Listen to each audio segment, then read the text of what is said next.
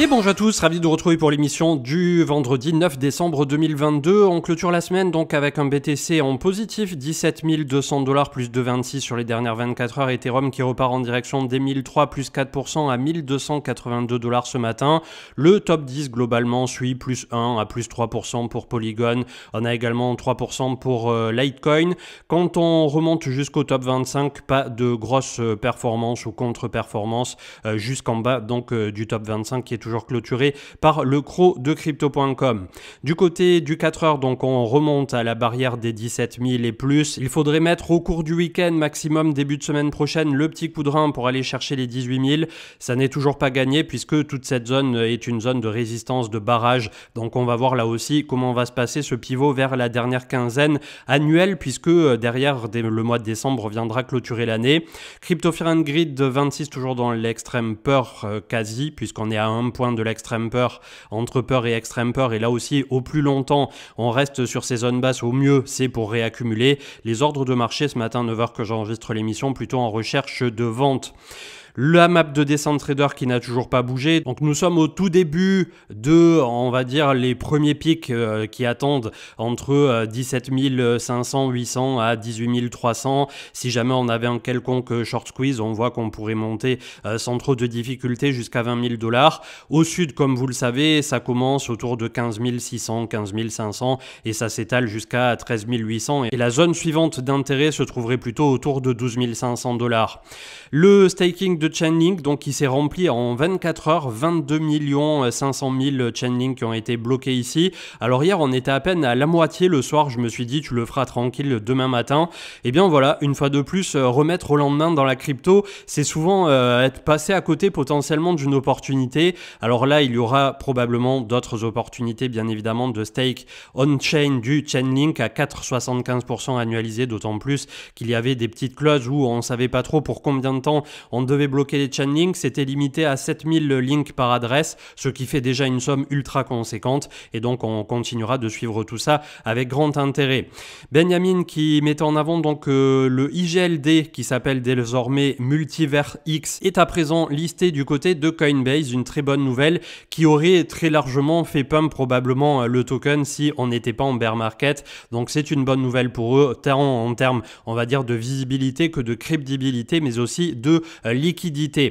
Les Proof of Reserve qui est proposé par Welcome On-Chain, donc on a tous les gros exchanges ici avec Coinbase qui pèse en Assets Under Management 101 milliards de dollars suivi de Binance 65,8, Kraken 9,4, Bitfinex 7,4, on a OKX 6,1, UOB 3,6 suivi de Crypto.com 3,3, KuCoin à la 6e place 2,4 milliards, Bybit 2 milliards tout rond, Gate 1,7, Deribit 1,3 et enfin Swissborg qui est quand même dans le top 10 à la 9e place avec 0,4 milliards sous gestion. En tout cas, c'est ce qui pour l'instant est on va dire prouvé au niveau d'un quelconque proof of reserve. Après, comme l'avait mis en avant Crypto.com, eux, ils étaient assis aussi sur une pile de cash qu'ils n'avaient pas encore reconverti, notamment en stablecoin, puisque c'était un peu l'angle d'attaque, je ne sais pas si vous vous souvenez, de Sidzi, de Binance, qui disait Crypto.com va être insolvable. Ils n'ont que des Shiba en stock par rapport à leurs clients.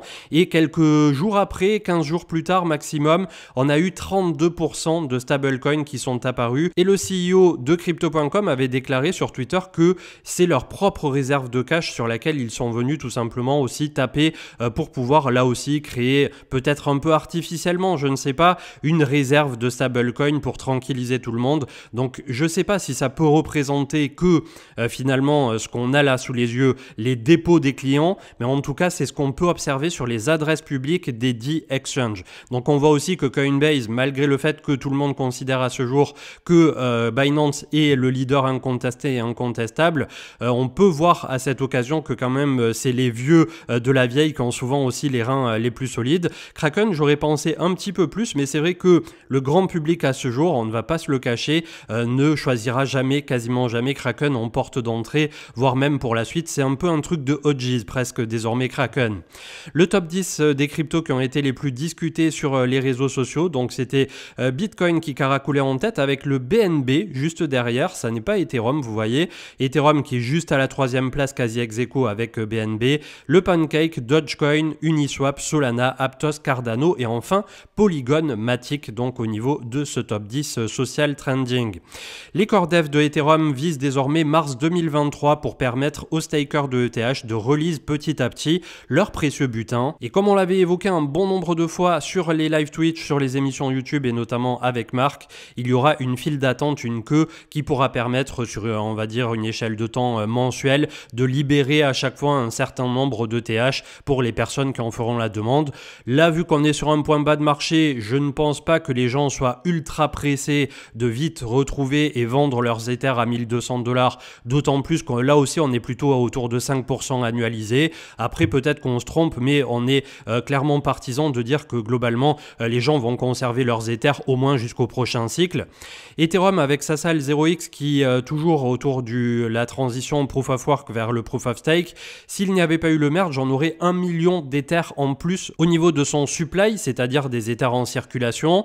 À la place, on n'a que plus 2600 Ethers qui ont été créés. Même à un moment, on était en négatif, mais bon, vu que là en ce moment, quasiment personne, mis à part au moment de FTX, ne passe de transaction, on a plus de 2600 Ethers qui ont été émis finalement au lieu d'1 million. C'est une réduction de 99,75%. Donc vous voyez que dès que le réseau sera un peu recongestionné, on repartira bien évidemment en négatif. Je reviens pas donc sur Chainlink puisque finalement je viens déjà de vous en parler, ça représente tout de même 170 millions de dollars qui ont été bloqués immédiatement par les stakers en Link sans savoir quand est-ce qu'ils allaient récupérer leur Link puisqu'on parle d'un délai de 12 à 24 mois, un peu comme à l'époque ceux qui avaient bloqué leurs Ethers. Donc une fois de plus, un marché qui a compris où se trouve la valeur potentielle là de suite et la valeur future, et c'est clair que quand on peut staker comme ça on-chain, que ça soit Polygon, Atom Cosmos, Avax, IGLD, Ethereum et tout ce qui va bien, pourquoi se priver de faire du rendement composé là quand on est en bear market en plus, si tant est qu'on est en train de découvrir les points bas, ceux qui a l'air petit à petit de se poser au niveau du crypto total. On ne sait pas encore si on a eu le point bas ultime, on va pas faire de la cartomancie, mais en tout cas petit à petit depuis un mois, la volatilité est complètement morte, 814 milliards ce matin, on a l'énorme cluster ici des 900 à 940 milliards qui fera le pivot probable plus tard pour une véritable relance. Et ensuite, on pourra considérer qu'on a complètement switché cette zone de bear une fois qu'on reprendra les 1150 milliards au niveau du crypto total. Donc finalement, ça vous donne aussi des bonnes indications pour la suite. Au niveau du crypto total des alts, juste sous les 500 milliards, la moyenne mobile 200 qui fait office de barrage depuis un mois, moyenne mobile 20 qui est autour de 545 milliards, pivot de marché entre 590 pour ne pas dire 600 milliards et ensuite autour de 700 et on aura le véritable départ de bull run pour les alts à 866 milliards.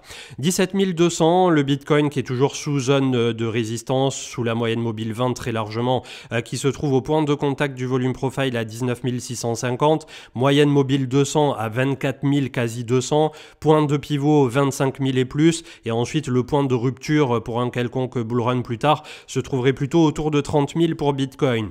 Le CAC 40 qui ouvre légèrement en recul, donc on s'était tapé 10 semaines de hausse consécutive, on est en train de faire le pullback, ça pourrait tenir ici autour de 6600 points pour la bourse française, en tout cas les plus grandes entreprises capitalisation de la bourse française. Le S1, donc le futur du SP500 en positif, le SP500 qui était hier à 3960 points, on est à 4012 ce matin, petite touchette ici de la moyenne mobile 20 périodes autour de 3940 points, on voit qu'on a un désintérêt au niveau des volumes depuis qu'il y a eu le rebond, là aussi le marché américain qui va avoir besoin de digérer sa fin d'année tout simplement. Le gold pour sa part 1790, un peu un statu quo après une très belle poussée depuis les 1615-1620 dollars l'once. Ethereum 1280, lui aussi c'est une bombe à retardement quelque part et je pense qu'il peut bouger une fois de plus avant Bitcoin puisque malgré tout le fait que les développeurs soient d'accord pour libérer la phase suivante en mars, ça veut dire que Ethereum continue de suivre sa propre roadmap et voire même est parfois un peu en avance ce coup-ci sur celle-ci puisqu'on parlait de mi à fin 2023 pour la release. Et là, finalement, tout va si bien depuis le Proof of Stake que les développeurs continuent d'avancer de plus belle et on n'a plus personne finalement qui ne se plaint d'Ethereum sur Twitter ou ailleurs, ou les développeurs qui disent « Ah, c'est trop dur, ah, ça avance pas assez vite ». Là, maintenant, j'ai la sensation que c'est l'apaisement du côté de cette blockchain. Alors, il y a toujours le côté régulatoire, le côté des blocs avec l'OFAC et tout ça. Il y aura bien des sujets à discuter, mais en tant que tel, d'un point de vue technique, Ethereum se porte mieux que jamais et peut-être que la remontada début 2023 pourrait être initiée de ce côté-là. On a le BNB qui nous fait toujours un truc plutôt sympa, contraction ici. On avait un nouvel ATH contre le Bitcoin, 290 $. Pour ceux qui croient à l'avenir de Binance et qu'il deviendra peut-être bientôt le numéro 1 en termes de assets under management, on l'a vu avec Coinbase qui est premier à l'instant. Voilà, le prochain cycle devrait être placé sous de bonnes augures, je suppose, pour Binance. On a le DXY qui, après avoir reculé ici légèrement, nous fait une bougie d'indécision sur cette semaine autour de 104,69. Pour rappel, on vient d'une mèche extrême autour de 114,8. La Bitcoin dominance, vous vous en doutez bien, elle n'aura toujours guère bougé. C'est bloqué à 40,64. Ceci étant dit, quand on regarde techniquement parlant pur, on est sous une moyenne mobile importante, ici moyenne mobile 20, et on est en train de former un double creux. Donc est-ce que Bitcoin, quand on a tous les yeux rivés sur les alts, ne pourrait pas là aussi nous créer un peu la surprise en reprenant quelques pourcents de dominance? J'émets quand même un doute par rapport à cette théorie puisque malgré tout, si on avait dû avoir une panique qui refasse passer les opérateurs ou le marché vers Bitcoin, c'était au moment opportun de FTX. Là, pourquoi ça interviendrait maintenant? Il faudrait, comme je le dis souvent, avoir un signe noir d'une catastrophe absolue, d'un USDT par exemple qui dépègle. Et là, ce coup-ci, la confiance serait totalement rompue dans les stablecoins et on verrait tout le monde, pourquoi pas, soit repasser une fois de plus en dollars tout court, soit repasser en Bitcoin pour se sécuriser au moins temporairement. Et ça serait probablement Bitcoin qui, malgré le fait qu'il perdrait en valeur fiduciaire, si un jour on a un stablecoin énorme qui saute, on aurait moins de pertes que sur les différents autres altcoins. Du côté des top gagnants du jour, on a plus 76% et je ne sais pas si c'est le cas également contre le dollar. On est à plus 7% plutôt contre le dollar, mais c'est une configuration qui est loin d'être dégueu. Pour MNW, le Morpheus Network, on en a parlé plusieurs fois sur la chaîne.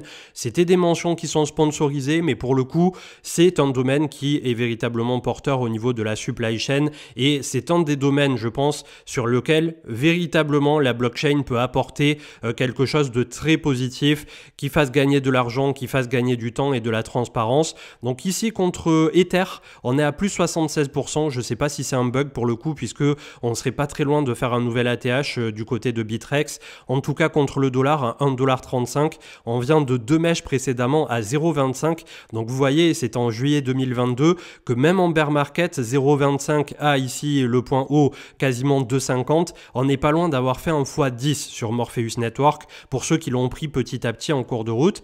Ils proposent aussi leur staking au niveau des validateurs et on en avait discuté là aussi très largement. Donc c'est peut-être pas le moment opportun pour ceux qui n'ont pas pris ce train-là en cours de route. On va attendre une construction ici entre la moyenne mobile 20 autour du dollar symbolique, la zone de résistance autour de 1,54. Petit à petit, ça peut permettre de faire un DCA pour ceux, comme d'habitude, qui sont intéressés par ce domaine en particulier, puisque personnellement, je n'ai strictement aucun intérêt, je ne suis pas payé en MNW pour en parler ou quoi que ce soit. Quand je fais des sponsors sur la chaîne, pour rappel, ce sont des sponsors qui sont payés euro tout euro d'une société vers une autre société, donc il n'y a aucun souci de ce côté-là. J'ai un peu de MNW de mon côté, j'ai tardé à le bloquer, il n'y avait plus de validateur dispo. Je vais continuer à me mettre en quête d'avoir un point d'entrée pour un validateur. Et un peu comme ce que je vous disais à l'instant, d'ailleurs, je clôturerai là-dessus avec Chainlink.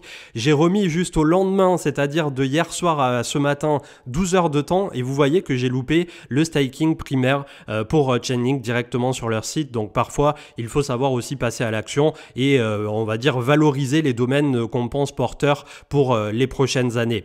BLX 17 230 hier en clôture. Donc on est un peu au milieu de nulle part comme vous le voyez. Au sud, le creux du volume profile entre 12 et 14 000 nous tend les bras, 13 800 à 11 500 pour des zones un peu plus précises. Au nord, c'est très simple, moyenne mobile 20 et zone de pivot ultime autour de 19 400 $, ce qui nous permettrait de, pourquoi pas, au premier trimestre 2023, récupérer la moyenne mobile 200 autour de 24 200. Donc vous voyez qu'on a encore beaucoup beaucoup de routes devant nous, beaucoup de routes pour poser les choses, beaucoup de routes pour un quelconque rallye haussier façon début 2019 qui ne relancera pas immédiatement le bull run avant à minima mi-2024 à peut-être 2025. Donc vous voyez que pour ceux qui sont maintenant là, c'est une question de patience et c'est une question d'années, voire de 2 ans à minima à compter de maintenant pour commencer à tirer la quintessence véritablement de vos investissements, puisqu'on peut avoir quelque chose, comme je vous le dis, au premier trimestre 2023 qui, pour ceux qui ont fait du DCA, vous feront passer très largement en positif, de quelques dizaines à peut-être une centaine de pourcents, ce qui est énorme quand on regarde un peu ce qui se passe au niveau des marchés traditionnels. Mais si vous voulez quelque chose d'encore plus lourd, un peu comme ce qu'on voit au niveau du marché crypto tous les 4 ans après le halving, avec un cycle qu'on appelle de bull run, une hausse continue quasi pendant, on va dire, 3, 6, 9 mois maximum, puisqu'en général, c'est plutôt sur 6 mois que se produit véritablement l'accélération. Là, en général, vous récoltez vraiment un multiple qui est exponentiel par rapport à votre investissement passé. J'attire votre attention sur le fait que ce qui s'est déroulé précédemment ne se reproduira peut-être plus ou peut-être plus jamais d'ailleurs. Donc faites attention, il y a toujours des risques sur le fait d'investir sur un marché et le marché des cryptos est extrêmement volatile, audacieux et parfois complexe dans sa psychologie qui passe du tout au tout du jour au lendemain. Donc dès le premier euro que vous investissez sur un marché financier, vous pouvez absolument tout perdre. Je vous souhaite une excellente journée et pour ma part, je vous retrouve au cours du week-end s'il y a quelque chose d'extraordinaire à vous raconter et sinon lundi. Ciao ciao.